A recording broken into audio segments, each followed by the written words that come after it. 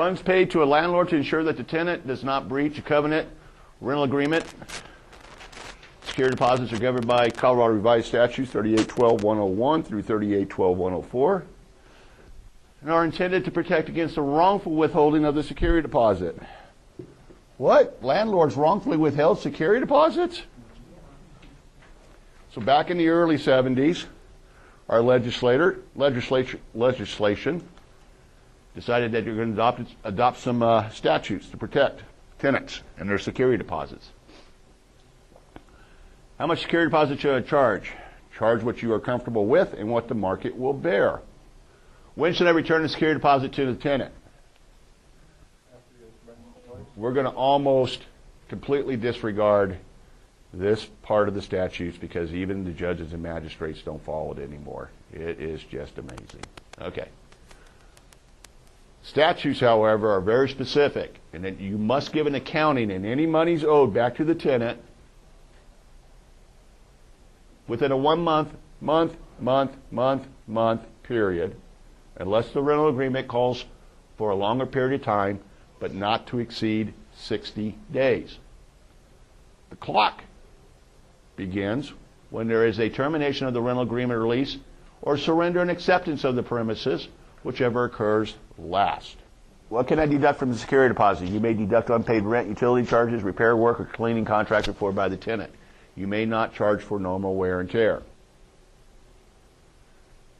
By a show of hands, how many people of us like sushi? How many of us like mac and cheese? How many of us like pizza? Oh, so you got more hands, okay.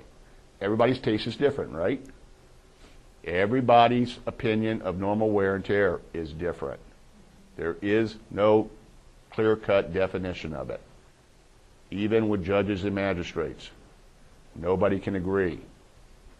What the courts are looking for is if you are being fair in that deduction of the security deposit for damages beyond normal wear and tear.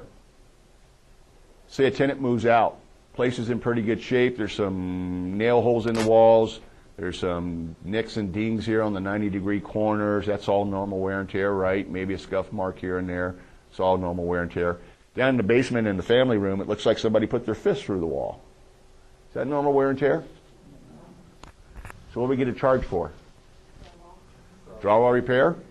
And painting of the entire unit? Painting of the entire room?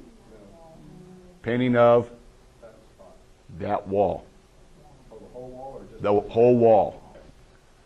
Should I mail that security deposit dispo by certified mail? No, no, no. U.S. first class mail. When you get a piece of certified mail at your home, what do you think it's a harbinger of? And that's what the legislators believed back in the early 70s, that a tenant was less likely to sign for a piece of certified mail. Okay? And you shall mail it to their last known address. What if they don't give you a forwarding address? Where do you mail it? To the unit they moved out of. Do not assume that they didn't go to the post office and put a change of address in. Don't make that assumption. They didn't give you a forwarding address, they didn't put a change of address in, and it comes back to you. Do we open it up and cancel the check and throw it away? Put it in a safe location, as this is your proof of complying with the statutes. Because what happens if we do not return that security deposit in timely fashion? Can be held liable for treble damages for the full amount of the security deposit, along with reasonable attorney fees and court costs. Anybody ever heard of reasonable attorney fees before? Is that a pretty good oxymoron? Is that like jumbo shrimp? Little giant? Okay? That is the one I am most afraid of, is reasonable attorney fees. Not the treble damages, not the court costs, reasonable attorney fees if I lost in court. All right. Rental agreement. In tonight's booklet, we have a fairly current version of the rental agreement. There's been a couple of modifications, alterations, but nothing major. Okay? And we're going to go through this real quickly because we have to be out here by 9:15, folks.